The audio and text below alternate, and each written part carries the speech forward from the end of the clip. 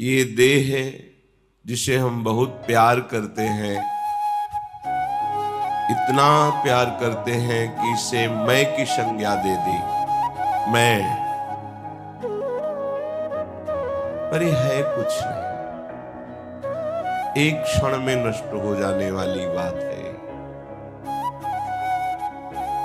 तत्रापि दुर्लभम मन्येत वैकुंठ प्रिय दर्शन। इस दुर्लभ संयोग का फल है कि हमें प्रभु के प्रेम में मतवाले भक्तों के संग से प्रभु में प्रेम हो जाए। बस मनुष्य जीवन की दुर्लभता, धाम की ऐसी महामहिम कृपा, श्री लाडली लाल का ऐसा अनुपम अहेतुकी दुलार कि अपने जैसे घोर माया आसक्त जीवों को श्रीधाम की महामहिम रज में बैठने का सौभाग्य, श्रीधाम वृंदावन में आने का सौभाग्य और साधु समागम अत्यंत दुर्लभ। धन मिल जाना, कामनाओं की पूर्ति हो जाना, ये कोई खास बात नहीं है। सुत दारा धन लक्ष्मी पापियों के घर होए, संत समागम हरि कथा तुलसी दुर्लभ दो। ब्राह्म मुहूर्त में परम पावन प्रियालाल के महल में बैठ करके भक्त भगवान की चर्चा सुनने का, कथन करने का ये जो हमें समय मिला है, इसको सार्थक कर लिया जाए। अगर हमारी वृत्ति शरीर में ही मैं या मेरा भाव से लगी रही, मैं से अहम पुष्ट होता है, मेरा से ममता पुष्ट होती है, और दोनों में बंधन है और दोनों में दुर्गति है। इस देह में कोई खास बात नहीं है।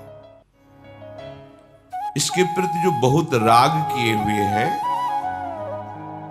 देह स्थिमांस रुधिरे भी मतिम त्यजत्वम जाया सुतादिषु सदा ममतां विमुंच पश्यानिशम जगदिदम क्षणभंगनिष्ठम वैराग्य राग रसिको भवभक्ति निष्ठा। इसमें हड्डी है, मांस है, रक्त है और चमड़े से सब मढ़ा हुआ है। कोई गोरा चमड़ा, कोई काला चमड़ा, चमड़ा है ऊपर।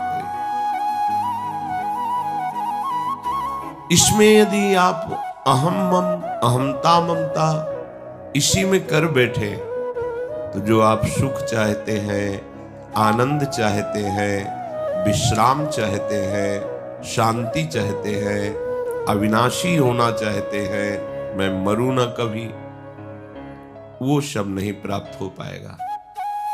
ये शरीर मरने वाला है, ये शरीर दुख देने वाला है, इस शरीर में मैं मेरापन करके घोर चिंताएं प्रकट होंगी, बड़ा ही विषाद, बड़ा ही संकट, विपत्ति, ये सब शरीर देने वाला है। इस शरीर से ममता करना बिल्कुल बिल्कुल गलती है। इसको उचित आहार दे दो और शास्त्र सम्मत इससे कर्म कराओ और खूब भगवान का भजन करो। इस लोक में भी परलोक में तुम सदैव सुखी रहोगे, प्रसन्न रहोगे। अन मांगे आगे आवेगो, ज्यों पल लागे पल को। जैसे पलकें तुम नहीं बंद उठा रहे हो, वो अपने आप बंद होती है, अपने आप उठती हैं।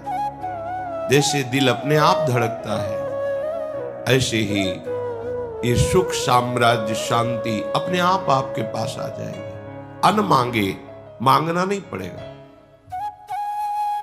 आपको केवल भक्ति निष्ठा हृदय में धारण करनी पड़ेगी।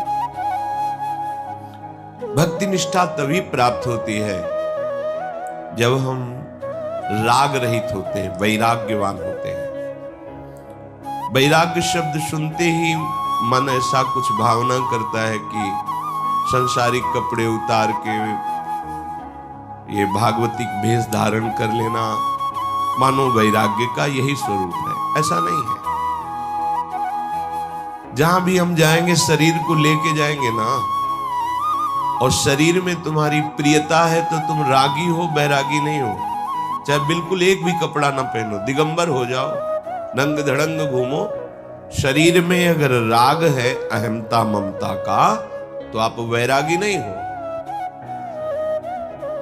और भगवत विधान के अनुसार आपको बहुत अच्छे अच्छे कपड़े मिले हैं, सुख सामग्री है प्रारब्ध के अनुसार, पर आप उसे भगवत प्रसाद समझकर शास्त्र संयम से बर्ताव करते हैं और प्रभु का नाम जप करते हैं, कहीं कोई प्रभु के सिवा प्रियता नहीं रह गई है, तो आप सच्चे वैरागी हैं। वैराग्य का तात्पर्य शरीर राग त्याग से है। हम वैराग्य का तात्पर्य ले लेते हैं बाहरी त्याग से। कहीं भी जाओगे, गुफा में रहो चाहे वृक्ष के नीचे रहो, आश्रय तो लेना पड़ेगा। कहीं भी जाओ, उदर पोषण के लिए अन्न तो लेना पड़ेगा। कहीं भी जाओ, शरीर की सुरक्षा व्यवस्था तो करनी पड़ेगी। अगर ये बात है तो वैराग्य किससे किया है? बस विवेक पूर्वक समझो, ये शरीर कोई चिदानंद वस्तु नहीं है। ये हड्डी मांस रक्त और ऊपर से चमड़े से ढका हुआ है। प्राणवायु जैसे धोकनी चलती बस ऐसे चल रही। इसमें जो खास बात है, हर श्वास में राधा राधा राधा, ये खास बात है। अगर हमारे हृदय में प्रभु के प्रति लगन नहीं लगी, तो जिस शरीर को हम बहुत प्यार से पाल रहे हैं, पोष रहे हैं, मैं मान रहे हैं, इसके लिए बड़े अधर्माचरण भी कर रहे हैं, पाप भी कर रहे हैं, छल कपट जो भी जैसे सुख भोगे, तो व्याघ्रीव तिष्ठति जरा परितर्जयन्ति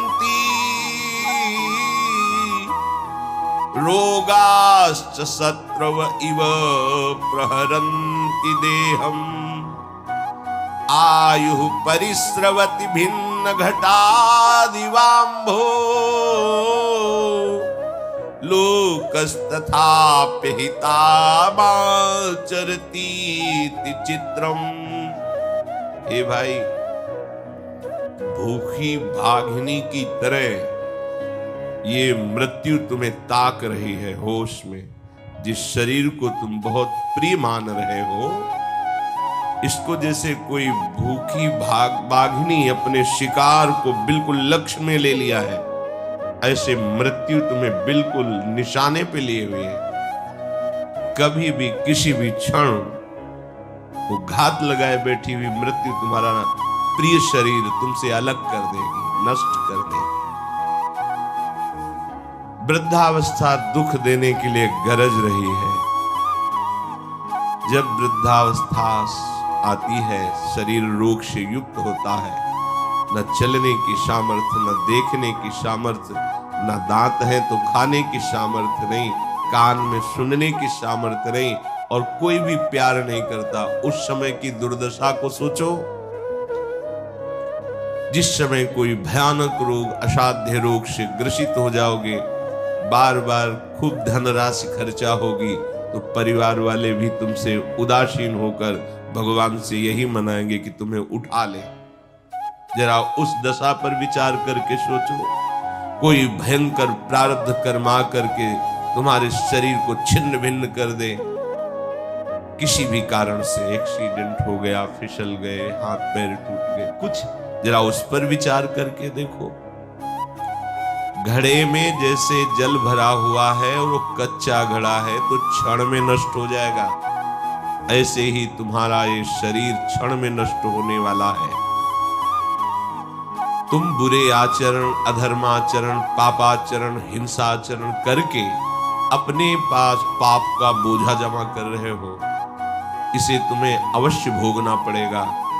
जन्म जन्मांतर में तुम्हें इसका भयानक दंड मिलेगा। तुम अविनाशी हो, शरीर नष्ट हो जाएगा, पर तुम नहीं, तुम्हें फिर दूसरा शरीर मिलेगा, फिर दंड भोगना पड़ेगा। इसलिए मुक्त होने का अवसर आ गया है। जो हमसे गलतियां हुई हैं, पापाचरण हुए हैं, इनसे तुम इस जन्म में छुटकारा पा सकते हो। आगे तुम्हारा जन्म न हो, श्री भगवान के दिव्य परम धाम में तुम्हारा सेवा भाव से प्रिया प्रीतम के समीप पहुंचने का सौभाग्य उदय हो, ये इस जन्म में हो सकता है।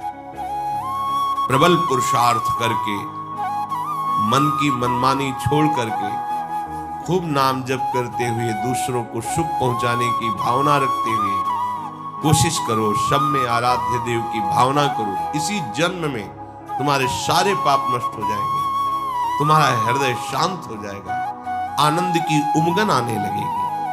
अगर तुम भजन नहीं करोगे, खूब धन कमा लो, खूब वैभव एकत्रित कर लो, खूब मित्र बना लो, पर ईर्ष्याम छिंदि भज क्षमाम जहि मदम पापे रतिम मा कृताः सत्यम ब्रूहन् याहि साधु पदवीं सेवस्व विद्वज्जनान् मान्यान् मानय विदुषोऽप्यनुनय प्रच्छादय स्वान् गुणान् कीर्तिं पालय दुःखिते कुरु दया में तत्सतां लक्षणम। तुम्हारे पास सब कुछ है, लेकिन तुम जलन से बच नहीं सकते। तुम्हें ईर्ष्या जला के राख कर देगी। तुम्हारे सामने तुम्हारे जो वैभव, संपत्ति, मित्रता, पद, प्रतिष्ठा है, उससे आगे वाले को दिखाया जाएगा, वो देखो तुमसे बड़ा वैभव वाला संपत्ति, और तुम जलोगे। ऐसा ना सोचो कि अगर इतनी संपत्ति हो जाए, इतना वैभव हो जाए, इस पद पे पहुंच जाऊं, इतने लोग मेरे हो जाएं, तो मैं सुखी हो जाऊंगा। नहीं, तुमसे बड़े को सामने रखा जाएगा और तुम्हारे हृदय में ऐसी ईर्ष्या प्रकट होगी कि तुम्हारा नाश कर देगी। ईर्ष्या दूसरों का नाश नहीं करती, अपना नाश करती है। जिसके हृदय में ईर्ष्या होती है वो जलता रहता है, उससे ऐसे आचरण होते हैं कि वो अपना ही अपने कर्म के द्वारा नाश कर लेता है। इसलिए इस ईर्ष्या को मिटाने के लिए साधु संग के द्वारा प्राप्त विवेक से खूब भजन करो। भजन की वृत्ति हृदय में आएगी तो ईर्ष्या की अग्नि तुम्हारे हृदय में दाह पैदा नहीं कर पाएगी, शांत हो जाएगी। बुरा करने की मन में भावना बनी रहती है। बुरा कहते हैं जिसे संत सदगुरुदेव शास्त्र आज्ञा करते हैं कि ये नहीं करना चाहिए। हमारा मन उत्साहित रहता है वो करने के लिए, यही माया का प्रवाह है। आप विचार पूर्वक देखते हैं कि नहीं करना चाहिए, पर आप करते हैं क्योंकि आपके पास नाम की सामर्थ्य नहीं है, भजन की सामर्थ्य नहीं है, आपका विवेक पुष्ट नहीं हुआ है। इसलिए ना चाहते हुए भी मन बुद्धि के द्वारा ऐसे काम हो जाते हैं, ऐसी क्रियाएं हो जाती है जो हमें दुर्गति भोगनी पड़ती है। इसलिए भजन के बल से बुरे आचरण को त्यागो, भजन के बल से ईर्ष्या त्यागो, भजन के बल से बुरे आचरण त्यागो। तुम्हें जो धन मिला है, शरीर मिला है, रूप मिला है, विद्या मिली है, अधिकार मिला है, इसका अभिमान मत करो। इसे सेवा में लगाओ, सुख पहुंचाने में लगाओ। पारिवारिक जनों को, मित्र जनों को, ग्रामीण जनों को, देश के प्रत्येक नागरिक को जो हमारे समीप आ जाए, वाणी के द्वारा, शरीर के द्वारा, सेवा सामग्री के द्वारा, क्योंकि सब में मेरा प्रभु विराजमान है, ऐसी भावना से धन को सार्थक करो, यौवन अवस्था को सार्थक करो, विद्या को सार्थक करो, अपने पद अधिकार को सार्थक करो। दूसरों को दंड देने में नहीं, दूसरों को सुख देने में। अगर हम दूसरे का सुख छीन करके सुखी होना चाहते तो बहुत बड़ा भ्रम है। तुम ऐसा करोगे तो पूरे परिवार को भी दंड मिलेगा, क्योंकि उस छीने हुए सुख का भोक्ता जो जो बनेगा उसको पीड़ा मिलेगी, उसको दंड मिलेगा। थोड़ा विचार पूर्वक चलो। पाप कर्म, निषिद्ध आचरण, दुराचरण से आज तक किसी को भी शांति सुख प्राप्त नहीं हुआ। इसलिए ऐसे कर्मों से डरो। जैसे सांप को देखकर डर लगता है, ऐसे ही बुरे कर्मों से तुम्हें डर लगना चाहिए, क्योंकि वो बुरा कर्म ना तुम्हें सुख देगा, न तुम्हारे परिवार को सुख देगा, ना तो किसी को भी सुख नहीं दे सकता। पर हमारा मन, हमारी बुद्धि ऐसा कहती है कि यदि हम ये बुरा कर ले, किसी का धन अपहरण कर ले, किसी के साथ जबरदस्ती कर, ऐसे आदि आदि, तो हम सुखी हो जाएंगे।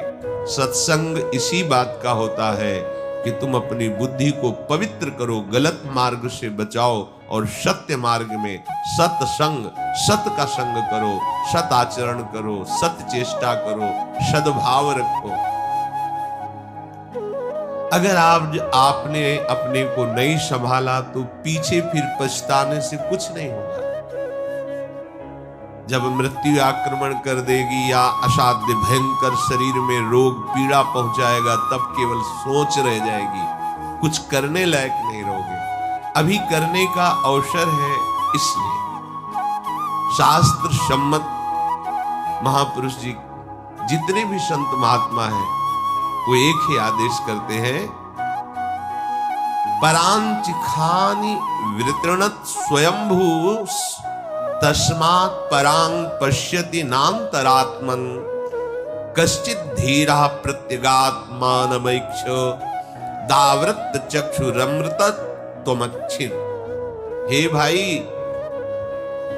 जल कहीं भी छोड़ो नीचे की तरफ जाता है। सब संतों का एक मन, सब शास्त्रों का एक शास्त्र। अपने मन इंद्री को यदि स्वच्छंद छोड़ दिया तो केवल गंदी बात में जाएंगे। देख लो इनको, अच्छी भगवत मार्ग की, धर्म की बात में चलना नहीं चाहते। इनका स्वभाव है नीचे की तरफ बहना। वही अपने जीवन को सार्थक कर सकता है जो मन और इंद्रियों को स्वच्छंद न छोड़े, शासन रखे इनका। जैसा मन कह रहा वैसा हम कह रहे हैं, जैसी इंद्रियां कह रहे हैं वैसा हम करने दे रहे हैं। नहीं भाई, इनमें कोई बल नहीं है, ये तुम्हारे बल से बलवान है। ध्यान पूर्वक सुनिए। जो आप बहुत परेशान हो रहे हैं कि मेरा मन नहीं मानता, मेरी इंद्रियां नहीं मानती, जबरदस्ती हमसे ऐसा करा लेती है, भूल। ये तुम्हारे बल से बलवान होकर तुम्ही को पीड़ा पहुंचा रहे हैं, तुम्ही को ये नर्क दिला रहे हैं, तुम्ही को ये नाना प्रकार की योनियों में पहुंचा रहे हैं। तुम होश में हो जाओ। ये तुम्हारे बल से बलवान है, इनमें कोई बल नहीं है। तुम इनको सपोर्ट ना करो तो देखो ये कहां तुम्हें ले जाएंगी। इनकी सामर्थ्य नहीं, पर वो कहते हैं ऐसा करो, बस आप वैसे कर दिए तो आपके ही बल से वो आपका पतन करा रहे हैं। कोई भी मन इंद्री को स्वच्छंद छोड़ करके कभी भी सुख शांति प्राप्त नहीं कर सका। इसलिए मन इंद्रियों को स्वच्छंद मत छोड़ो। बाहर विषय भोग कर सुख प्राप्त करने की लालसा का त्याग करो और हृदय में सुख सिंधु भगवान तुम्हारे बैठे हुए लौटो। अपने इंद्री मन को हृदय में लगाओ तो वही सुख समुद्र लहरा रहा है। यहां घर में खोई हुई वस्तु को यदि बाहर खोजा जाए तो वर्षों खोजने पर भी नहीं मिलेगी, क्योंकि घर में खोई है। तो घर में प्रभु बैठे हुए, बाहर खोज लो नहीं मिलेंगे, लौटना पड़ेगा। घर में अर्थात इंद्रियों को, मन को बाहर से अंतर में घसीट के लाओ, राधा राधा राधा, तो यही पर्दा हटेगा, हृदय बिहारी प्रभु का साक्षात्कार हो जाएगा और आप सदा सदा के लिए दुखों से मुक्त हो जाएंगे। नाना प्रकार के द्वंद्व सदैव जलाते रहते बड़े बड़ों को, जब तक भगवत चिंतन नहीं होता, भगवत आश्रय नहीं होता। जहां हमें धन का अभिमान, बल का अभिमान, विद्या का अभिमान आदि आदि जागृत हुआ, तो ये इतना दूषित अभिमान है कि ये भगवान का विरोध शुरू कर देता है। कुछ नहीं भगवान, कौन भगवान, कहां भगवान, कैसे भगवान। देखो कितना गंदा अभिमान है। सर्वलोक महेश्वर जिनके आधार पर हम जीवित हैं, ये वायु, ये जल, ये पृथ्वी, ये अग्नि, यही हमारे प्राणों का पोषण कर रहे हैं। इसी से शरीर बना हुआ है और हम स्वयं उनके अंश हैं। और उन्हीं की अवहेलना करने लगते हैं। अभिमान, इस अभिमान का नाश हुए बिना हमारे को आनंद नहीं मिलेगा। आनंद का अनुभव कराने के लिए, इस अभिमान को गलित करने के लिए सत्संग हो रहा है। विवेक के द्वारा समझिए तुम किस बात का अभिमान करते हो, तुम्हारे पास है क्या जिसको तुमने प्रकट किया हो? नहीं, सब मेरे प्रभु का प्रकट हुआ। हर वस्तु, अग्नि को प्रभु ने प्रकट किया, वायु को प्रभु ने प्रकट किया, आकाश को प्रभु ने, जल को, पृथ्वी को, उसी पंचभूतों से शरीर। और ये जो मैं कह रहा है, अंतःकरण धर्म में अहंकार, इसको भी जो बल मिल रहा है वो प्रभु से। और जो अंश है जीव, वो भगवान का ही अंश है, भगवत स्वरूप है। तो तुम्हारी सत्ता क्या है? यदि तुम प्रभु की अवहेलना करते हो तो कितना बड़ा अज्ञान करते हो, कितना बड़ा अपराध करते हो। पर अज्ञान, अपराध ये कहीं भास ही नहीं रहा है, बस मूढ़ता लिए हम दौड़ते चले जा रहे हैं। इसलिए सावधान होकर एक एक श्वास प्रियालाल के नाम में, प्रियालाल के चिंतन में लगाए।